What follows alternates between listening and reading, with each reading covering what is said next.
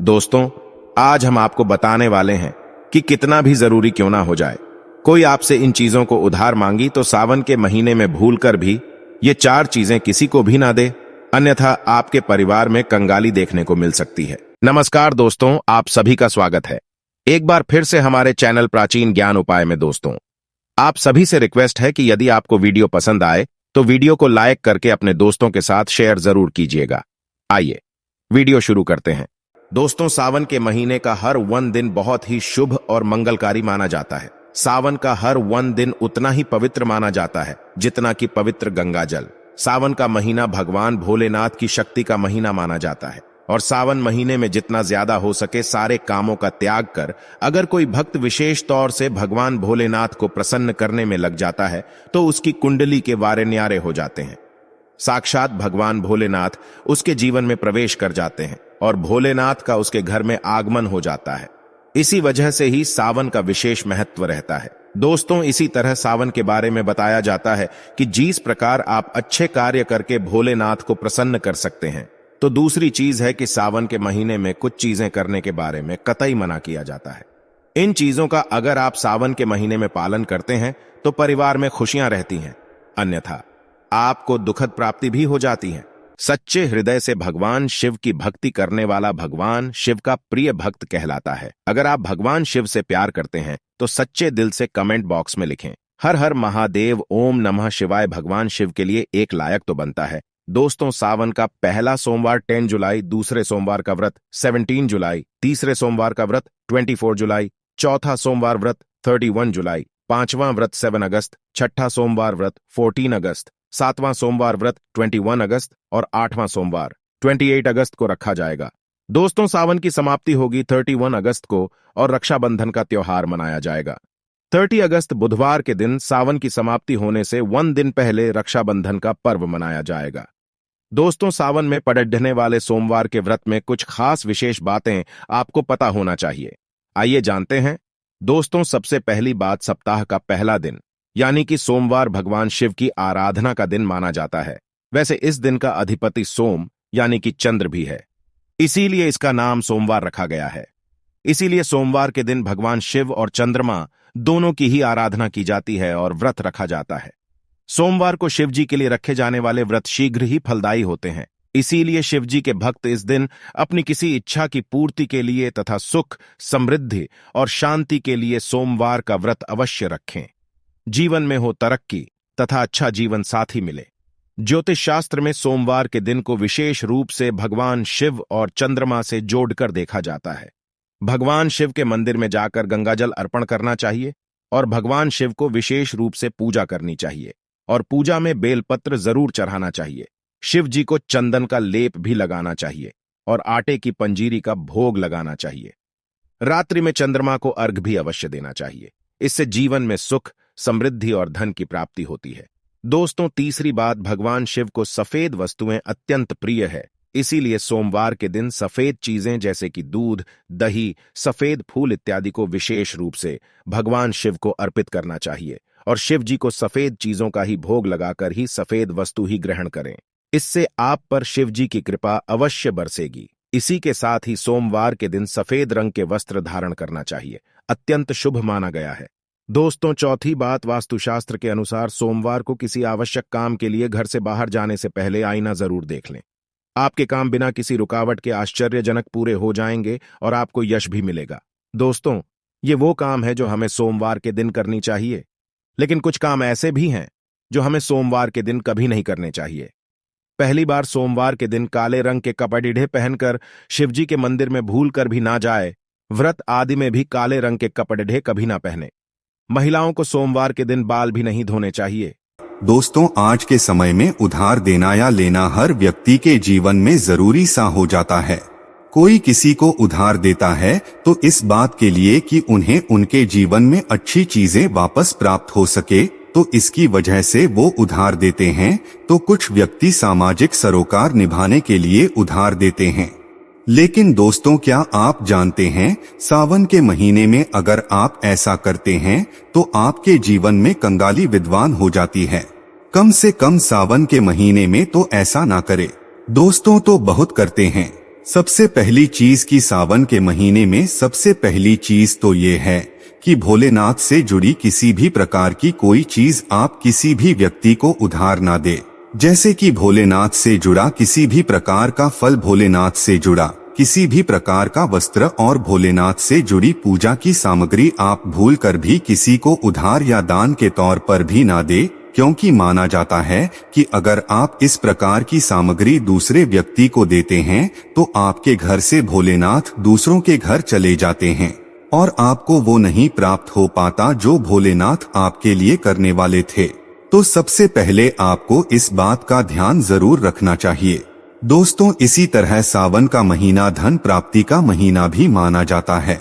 भोलेनाथ साक्षात आपके घर के अंदर आगमन करने के लिए आते हैं, तो इस बात का आपको ध्यान जरूर रखना चाहिए कि सावन के महीने में भूल कर भी कोई व्यक्ति आपसे धन उधार मांगने के लिए आता है तो आपको उसे उधार पैसा नहीं देना चाहिए और सावन में आपको किसी अन्य व्यक्ति से उधार भी नहीं लेना चाहिए।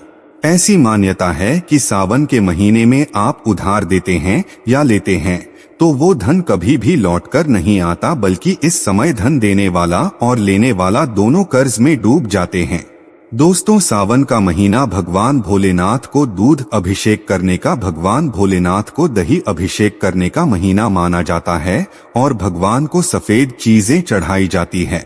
दोस्तों, इस बात का ध्यान रखें, सावन के महीने में अगर भोलेनाथ को चढ़ाने के अलावा कोई व्यक्ति सुबह सुबह के समय आपसे दूध, दही, छाछ या फिर संदेह काल के समय में उधार मांगने के लिए या ऐसे ही मांगने के लिए आ जाता है तो आपको भूल कर भी किसी अन्य व्यक्ति को नहीं देना चाहिए। अगर आप भोलेनाथ को चढ़ाने के अलावा ऐसा कार्य करते हैं तो मान लीजिए आपके घर के लक्ष्मी दूसरों के घर चली जाती है और साक्षात भोलेनाथ के क्रोध का भी आपको सामना करना पड़ेगा।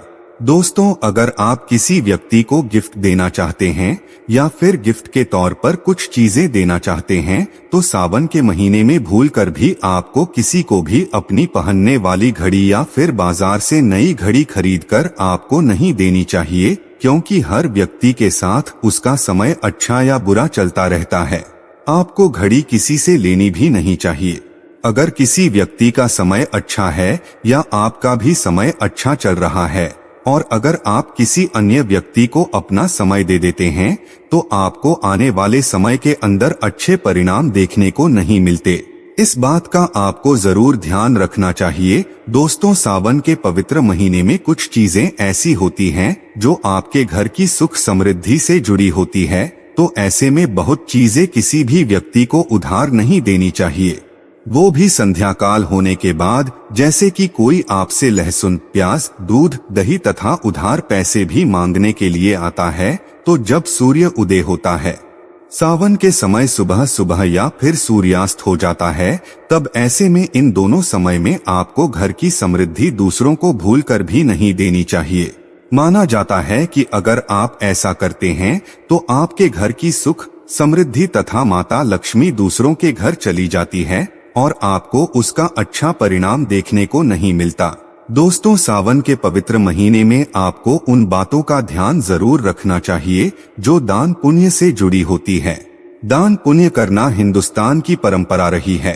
हर व्यक्ति दान पुण्य करके सावन के पवित्र महीने का लाभ उठाता है, लेकिन सावन में आपको 2 प्रकार के वस्त्र ना तो खरीद कर लाना चाहिए और ना ही किसी व्यक्ति से लेना चाहिए और ना ही किसी व्यक्ति को देना चाहिए। इसके अंदर पहली चीज तो होती है काले और सफेद कपड़े। आप विशेष रूप से ध्यान रखें, भूलकर भी किसी भी सुहागिन महिला को सफेद कपड़े उधार या फिर दान दक्षिणा के तौर पर नहीं देने चाहिए। माना जाता है कि अगर आप ऐसा करते हैं तो उसके वैवाहिक जीवन को यह प्रभावित करता है और उसके वैवाहिक जीवन में दुख आ जाते हैं, तो इसी वजह से इसका ध्यान रखना चाहिए।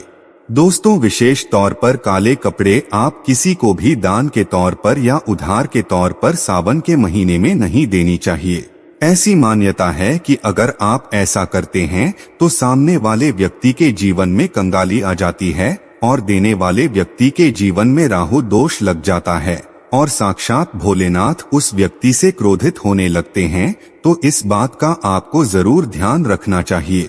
दोस्तों, महिलाओं की आदत होती है कि जब रसोई के अंदर किसी प्रकार का सामान कम या ज्यादा होता है तो अपने आस पड़ोस में मांगने के लिए आ जाते हैं। तेल, घी या फिर अपने घर की हल्दी, ये तीनों चीजें सौभाग्य का प्रतीक मानी जाती है। जिसे घर में ये चीजें होती है, माना जाता है कि सावन के महीने के बाद उसके घर में सुख समृद्धि बनी रहती है। तो सावन के महीने में अपने घर से किसी को भी भूल कर भी इस प्रकार की चीजें आपको उधार ना तो देनी चाहिए और ना ही लेनी चाहिए। अगर आप ये गलती करते हैं तो देखते ही देखते आपके परिवार पर दुखद परिणाम देखने को मिल सकते हैं और आपके घर की सुख समृद्धि दूसरों के घर चली जाती है। दोस्तों, सावन के महीने में बासी रोटी दान नहीं करनी चाहिए, ना ही किसी जानवर को खिलानी चाहिए। बासी रोटी हमेशा बसी ही कहलाती है। इसीलिए अगर आप भोले बाबा की कृपा पाना चाहते हैं तो ऐसे में ताजी रोटी तथा ताजे बने चावल ही खिलाने चाहिए। इससे भगवान भोलेनाथ बहुत खुश होते हैं। दोस्तों, सावन के महीने में अगर आप किसी व्यक्ति को दान देने की सोच रहे हैं तो आप नए कपड़े दे सकते हैं, लेकिन ध्यान रखें काले और सफेद कपड़े ना दें, जो आपके अपने पहने हुए और अपने पुराने कपड़े भूलकर भी किसी को भी दान के तौर पर या फिर पहने हुए कपड़े किसी को भी ऐसे ही नहीं देनी चाहिए। माना जाता है कि अगर आप अपने पहने हुए कपड़े किसी अन्य व्यक्ति को देते हैं तो याद रखिए आपके पहने हुए कपड़ों के साथ आपकी समृद्धि जुड़ी हुई होती है। अगर वो दूसरों के घर चली जाती है तो आपको कंगाली या फिर इस प्रकार की चीजों का सामना करना पड़ता है जो आपके परिवार के लिए अच्छे नहीं होते। तो हमेशा इस बात का ध्यान रखें, अपने पहने हुए कपड़े कभी किसी को ना दें। आप चाहें तो सावन में बाजार से नए कपड़े खरीद कर दान दे सकते हैं। दोस्तों, सावन का महीना सुहाग के लिए विशेष माना जाता है। तो किसी भी सुहागिन महिला की माता लक्ष्मी से जुड़ी चीजें आती हैं जो सुख समृद्धि को बढ़ाती है और यही चीजें मां लक्ष्मी को आमंत्रित करने का कार्य करती है। तो ऐसी चीजों से जुड़ी हुई कोई भी वस्तु आपको किसी भी महिला को नहीं देना चाहिए। सुहागिन महिलाएं विशेष तौर से ध्यान रखें कि अपने माथे पर लगाने वाला सिंदूर तथा गले में धारण करने वाला मंगलसूत्र और तीसरी चीज अपने पैरों में पहनने वाली पायल और चौथी चीज पैरों का बिछुआ और चूड़ियां सुहाग का प्रतीक मानी जाती है। दोस्तों, ये 5 चीजें किसी भी सुहागिन महिलाओं को भूलकर भी ऐसे ही चाहे आपकी बहन ही क्यों ना हो पहनने के लिए नहीं देना चाहिए और ना ही किसी अन्य महिला की पहनने के लिए आपको लेना चाहिए। इस बात का आप ध्यान रखें तो निश्चित तौर पर आपको इसका प्रभाव देखने को मिल जाएगा और देखते ही देखते भोलेनाथ की विशेष कृपा भी आपको देखने को मिल जाएगी। दोस्तों, जो व्यक्ति सावन के महीने में डेली वाले नमक को दान करता है तो उसके बारे न्यारे हो जाते हैं। भगवान भोलेनाथ की कृपा उसके ऊपर सदैव बरसती है। सावन में नमक का दान हर हाल में आपको करना चाहिए। दोस्त, आप वीडियो के अंत तक आ ही गए हैं तो आपसे रिक्वेस्ट है, चैनल पर पहली बार आए हैं तो चैनल को सब्सक्राइब करके बेल आइकन को ऑन कर ले और वीडियो पसंद आया हो तो अपने दोस्तों को शेयर कर दे ताकि उनको भी फायदा हो सके। धन्यवाद।